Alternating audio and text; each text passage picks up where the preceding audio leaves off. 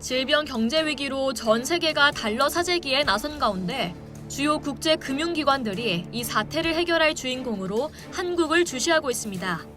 최근 국제통화기금 IMF는 한국을 포함한 아시아 지역 채권을 글로벌 담보로 활용하는 논의를 한국이 주도해서 맡아달라고 국내 금융계에 SOS를 보냈습니다.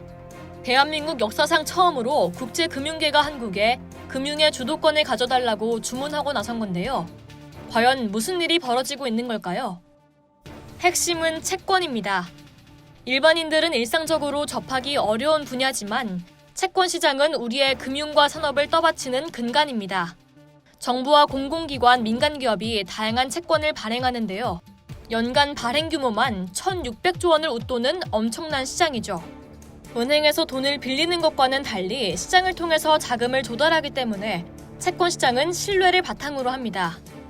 아쉬운 점은 한국이 세계 12위의 경제대국으로 부상했음에도 불구하고 대한민국 국채 등 우리의 주요 채권이 글로벌 금융시장에서 담보로 인정받지 못하고 있다는 것입니다.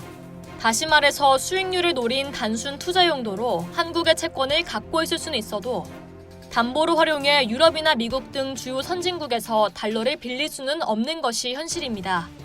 미국과 유럽 중심의 글로벌 금융 시스템이 우리뿐 아니라 아시아 채권을 원천적으로 배제해왔던 결과입니다. 그런데 최근 중국발 사태로 경제 위기가 전 세계를 덮치면서 전환점이 마련됐습니다. 안전자산인 달러의 수요가 집중되면서 달러 가뭄이 나타난 건데요. 미국이 수천조 원씩 달러를 찍어내지만 공짜로 뿌리는 것은 아닙니다. 신뢰성 높은 채권 같은 담보가 필요한데요. 그동안 글로벌 GDP의 3분의 1에 달하는 아시아 채권을 배제해버렸으니 담보가 말라버린 지경에 이른 것입니다.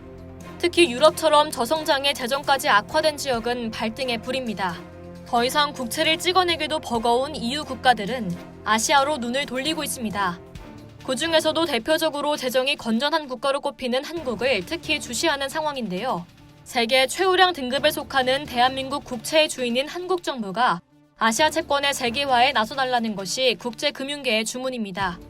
한국 채권이 글로벌 담보로 인정받아 진정한 세계화를 이룬다면 어떤 일이 벌어질까요? 방대한 우량 자산을 활용해 달러를 조달하면 위기 때마다 반복되는 금융 불안을 상당 부분 해소할 수 있습니다. 특히 우리 기업이 해외로 진출할 때는 시너지가 엄청납니다. 세계 통화로 인정받지 못하는 원화 대신 대한민국 국채를 들고 나가면 이를 담보로 현지 통화를 곧바로 조달할 수 있게 되죠.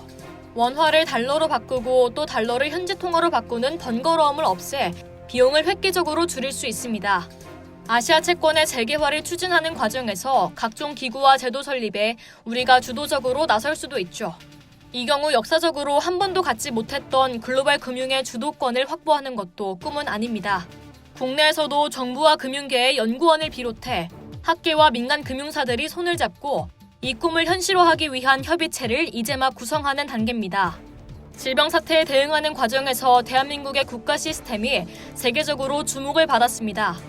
이제는 금융에서도 한국을 빛낼 사상 초유의 기회가 눈앞에 다가왔습니다.